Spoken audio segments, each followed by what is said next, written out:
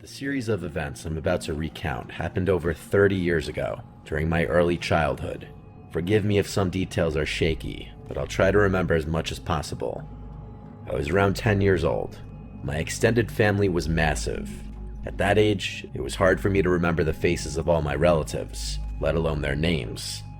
At every family gathering, I was introduced to someone whose face I didn't recognize, even though they all seemed to recognize me. My dad was one of 9 children, so I had 8 sets of aunts and uncles on his side alone. My grandparents on my dad's side were extremely well off and had a massive beachfront property, which was communal along my dad and his siblings. I don't know its exact dimensions, but I'm pretty sure I could sleep over 30 people. Because of this, my family would often spend entire chunks of the summer down there. Both my parents had jobs that allowed them to either work remotely or spend a lot of time away from their offices. My dad's siblings and their kids would do the same. There was rarely a time when it was just our family at the beach house. I got along with all my cousins and preferred spending time at the beach house rather than at home, since I was closer with some of my cousins than any of my hometown friends. I liked a lot of my aunts and uncles too. My favorite by far was Uncle Joseph, who was the father of my cousin Brandon. Brandon was honestly kind of antisocial, and we didn't really play that much together. Uncle Joseph was awesome though, and he'd never fail to brighten my mood or make me laugh. In addition to being great with kids, he was a licensed therapist and psychiatrist, and was often who I'd turn to in times of need. There's a decent chance he knew more about me than my parents did. I confided in him regularly, and there was nothing I was uncomfortable divulging. Anyway, that summer, I began having tremendously graphic and disturbing nightmares.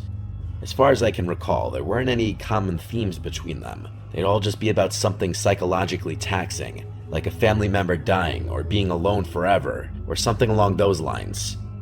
I wish I could provide more details, but I've long since purged my mind of those horrors. I do remember one dream distinctly though. It was one of those false awakening dreams.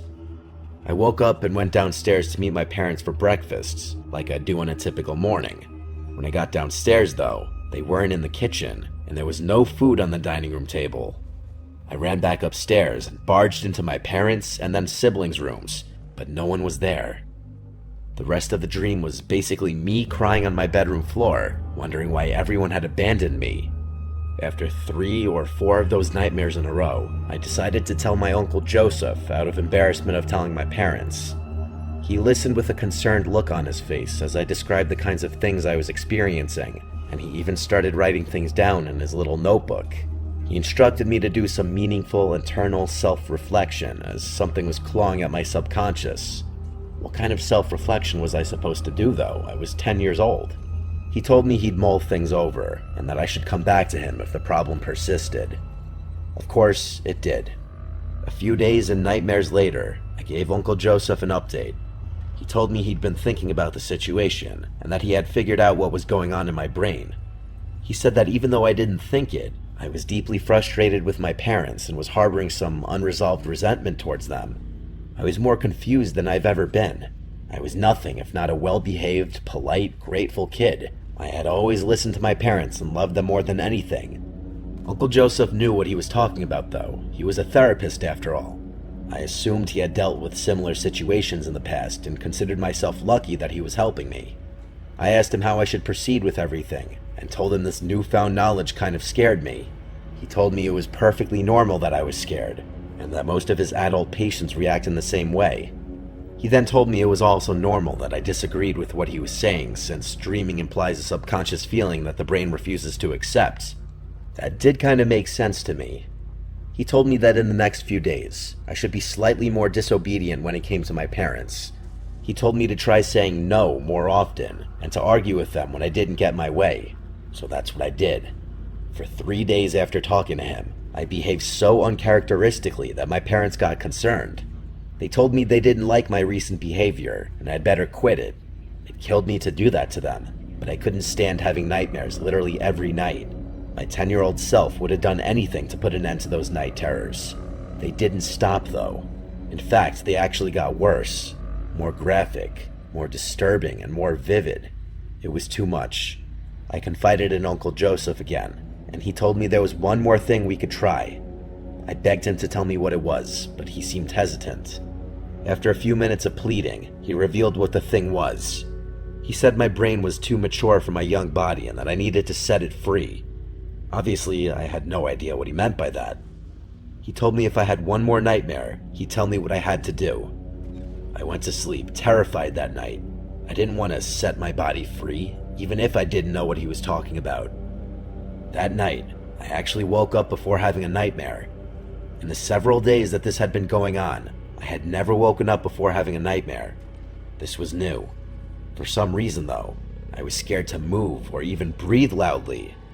It wasn't sleep paralysis, but I was scared out of my mind.